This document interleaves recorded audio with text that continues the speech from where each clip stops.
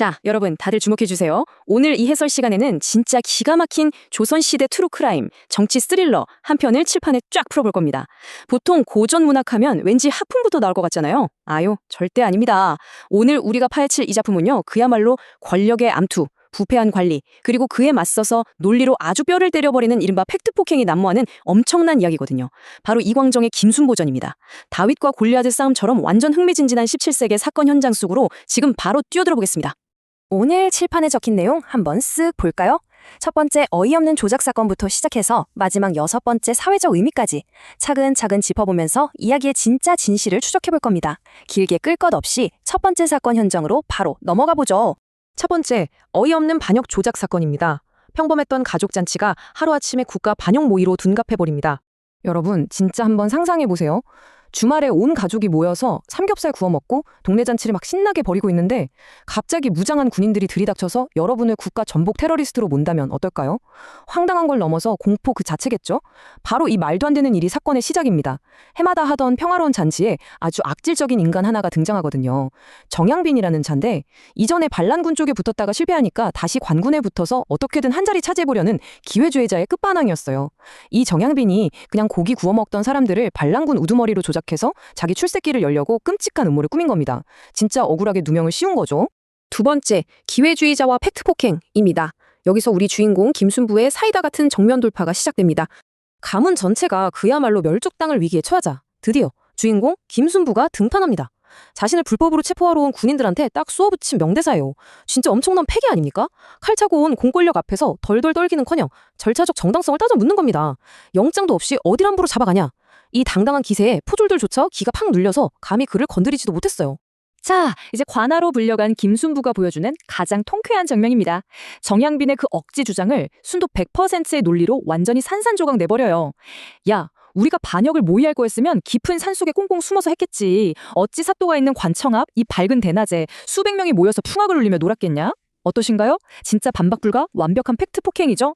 반역자라면 당연히 몰래 숨어서 해야지. 동네방네 다 소문내며 고기 파티하는 반역자가 세상에 어디냐는 겁니다.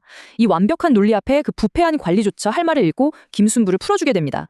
세 번째, 거대한 당쟁의 희생양입니다. 통쾌함도 잠시 여기서부터 분위기가 확 바뀝니다. 정치판에 무시무시한 함정이 기다리고 있었거든요. 사실 이게 단순한 동네 해프닝이 아니었습니다. 그 이면에는 소름 돋는 정치적 보복이 숨어 있었어요. 과거에 김순부와 영남 쪽 선비들이 중앙 권력자였던 김상원의 사당을 부순 적이 있었거든요. 그런데 지금 권력을 잡은 세력 입장에서는 그 영남 선비들이 눈엣 가시였던 거죠. 그래서 얼치 잘 걸렸다 하고 이 사건을 엮어버린 겁니다. 김순부가 논리로 풀려나자마자 권력의 개들이 그 옛날 사당 철거 사건을 끄집어내서 다시 그를 잡아들여요. 이건 단순한 수사가 아니라 반대파를 싹 다 숙청하기 위해 국가 권력이 파놓은 거대한 덫이었던 겁니다. 이 끔찍한 함정을 설계한 진짜 흑막, 한종인이라는 인물의 속내를 파헤쳐 봅시다. 이 사람은 지역 권력을 꽉 잡고 싶어 했어요. 그래서 진짜 교활하게 일부러 영남 선비들이 싫어할 만한 인물의 사당을 동네 한가운데 떡하니 지은 겁니다. 선비들이 화나서 그걸 부수면 바로 그걸 핑계로 중앙에 고발해서 반대파를 싹 날려버리려는 아주 음흉하고 치밀한 계획이었죠. 우리 주인공 김순부는 이 거미줄처럼 촘촘한 덫에 그만 걸려들고 만 것입니다.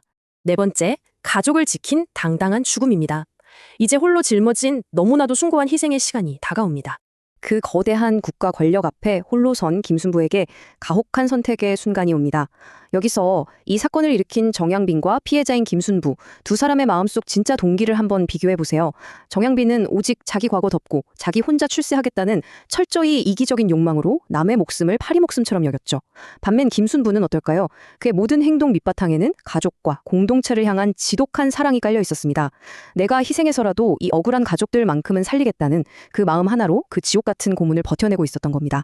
차가운 감옥에서 한 관리가 김순부에게 아주 은밀하고 더러운 거래를 제안합니다. 야, 내 가족들이랑 친척들 이름 불어라. 그럼 너 하나는 특별히 살려줄게. 그때 김순부가 남긴 가슴을 쿵 울리는 한마디입니다.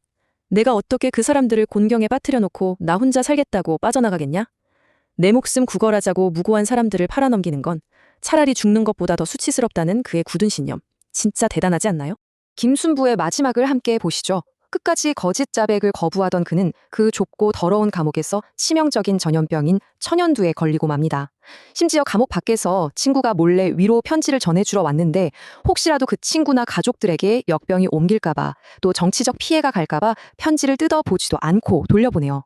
철저하게 세상과 단절한 채 그 무거운 짐을 혼자 다 짊어지고 앓다가 끝내 목숨을 잃고 맙니다. 사랑하는 사람들을 지키기 위한 고귀하지만 너무나도 가슴 아픈 죽음이었죠.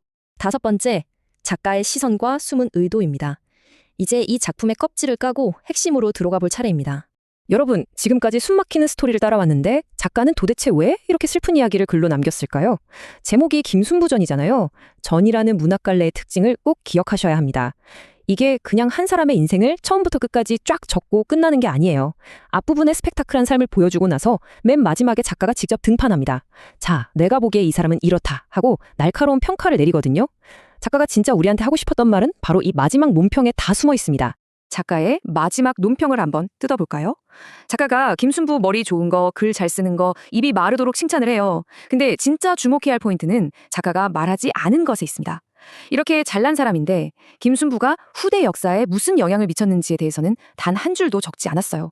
왜 그랬을까요?